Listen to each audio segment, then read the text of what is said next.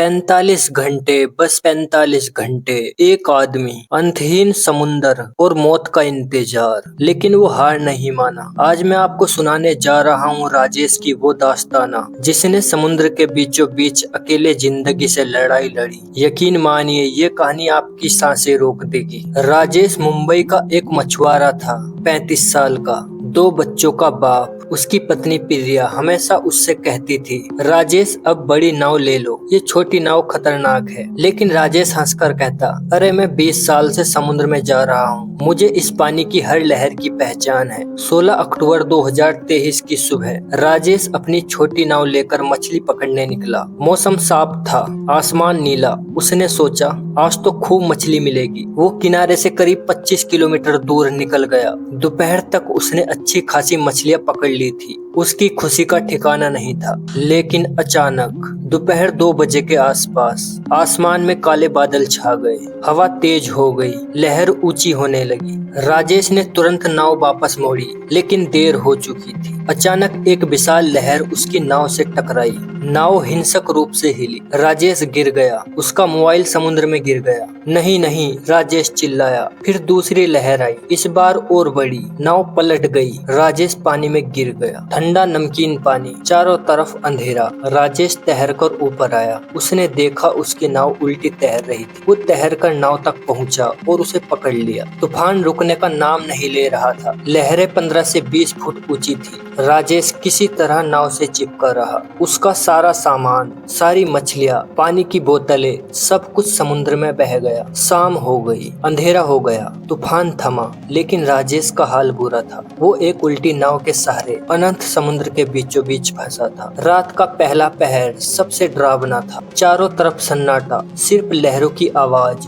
राजेश को प्यास लगने लगी। नमकीन पानी हर तरफ था, लेकिन एक बूंद भी पीने लायक नहीं। उसे अपने बच्चों की याद आई। छोटी बेटी अनन्या ने कहा था, पापा जल्दी आना। उसकी आंखों में आंसू आ गए। नहीं, मैं हार नहीं सकता, मुझे अपने बच्चों के पास लौटना है। राजेश ने खुद को हिम्मत दी। दूसरा दिन शुरू हुआ। सुबह की धूप तेज थी। राजेश की त्वचा जलने लगी। प्यास और बढ़ गई। उसके होठ फटने लगे। अचानक उसने दूर कुछ देखा, एक जहाज। उसका दिल तेजी से धड़का और वो चिल्लाया, बचाओ बचाओ। हाथ हिलाए, लेकिन जहाज बहुत दूर था। धीरे धीरे वो क्षितिज में गायब हो गया। राजेश का मनोबल टूट गया। वो रोने लगा। फिर उसे कुछ याद आया। उसके पिताजी कहते थे, बेटा समुद्र के बीचों बीच अगर कभी फंस जाओ तो घबराना मत। सुबह सूरज पूरब में उगता है, उससे दिशा पता चल जाती है। राजेश ने सूरज की दिशा देखी। उसने अंदाजा लगाया कि किनारा किस तरफ होगा। वो अपने हाथों से पानी में चप्पू मारने लगा। नाव उल्टी थी, लेकिन वो धीरे धीरे उसे धकेल रहा था। घंटों बीत गए।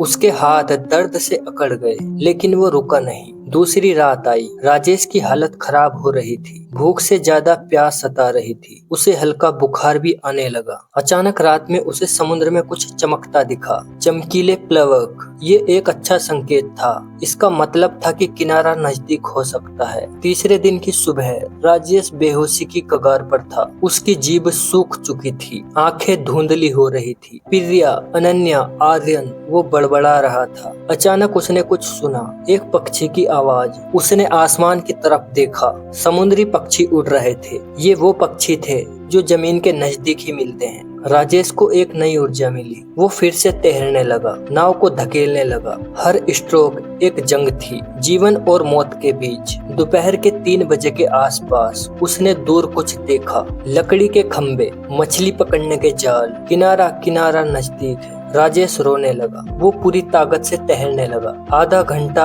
1 घंटा, फिर उसने देखा दूर किनारे पर कुछ लोग। बचाओ बचाओ, उसने आखिरी ताकत से चिल्लाया। एक मछुआरे ने उसे देखा। तुरंत दूसरे मछुआरे को आवाज दी। 2 नाव उसकी तरफ दौड़ी। जब वे लोग राजेश तक पहुंचे तो वो होश खो चुका था, लेकिन वो जिंदा था। राजेश को अस्पताल में भर्ती कराया गया। डॉक्टरों ने कहा, यह चमत्कार है। 45 घंटे बिना पानी खाने के समुद्र में और जिंदा कैसे रह सकते हैं। 3 दिन बाद जब राजेश होश में आया तो सबसे पहले उसने अपनी पत्नी और बच्चों को देखा। वो रोने लगा, सब रोने लगे। मैं वापस आ गया, राजेश ने धीरे से कहा। आज राजेश फिर से मछली पकड़ता है, लेकिन अब उसके पास एक बड़ी नाव है, GPS, रेडियो और सेफ्टी इक्विपमेंट्स। वो अब दूसरे मछुआरे को भी सिखाता है, समुद्र से कभी मत डरो, लेकिन उसका सम्मान जरूर करो, और सबसे जरूरी, हार मत मानो, जब तक सांस है उम्मीद है। दोस्तों, राजेश की कहानी हमें सिखाती है कि जिंदगी कितनी भी कठिन क्यों ना हो, अगर हिम्मत बनाए रखो,